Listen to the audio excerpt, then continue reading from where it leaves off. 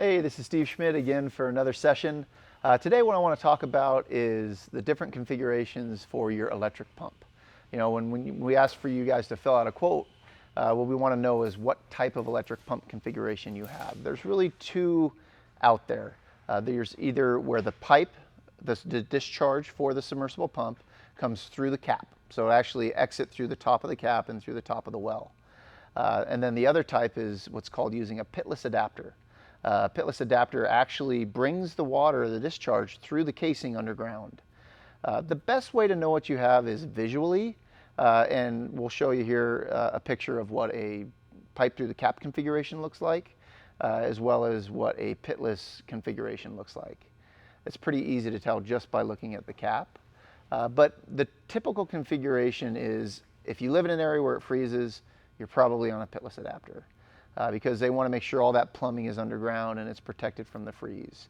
If you live in an area where it doesn't ever freeze, or very, very rarely freezes, or gets really close to freezing temperatures but not quite, then you're likely having the pipe through the cap configuration. If you see that your pressure tank is above ground and it's right next to your well, obviously your plumbing is exposed, well then you're a pipe through the cap. But we need to know that because the cap configuration is going to be very different. With a non-pitless or pipe through the cap configuration, the cap itself actually holds the entire weight of that submersible pump. It sits on the cap. So as you can imagine, we need to provide you with a beefier, thicker, stronger cap. So in that case, we actually have a machine cap that we take from billet aluminum. We actually cut pieces, slices off of that, and we machine it from raw material. If you have the pitless configuration, all you really need to do is handle the weight or the forces on the hand pump.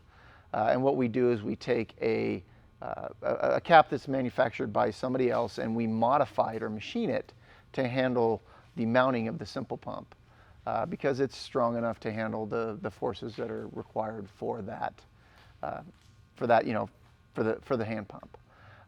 So those are the two configurations. A couple of exceptions that you might run into if you have a jet pump.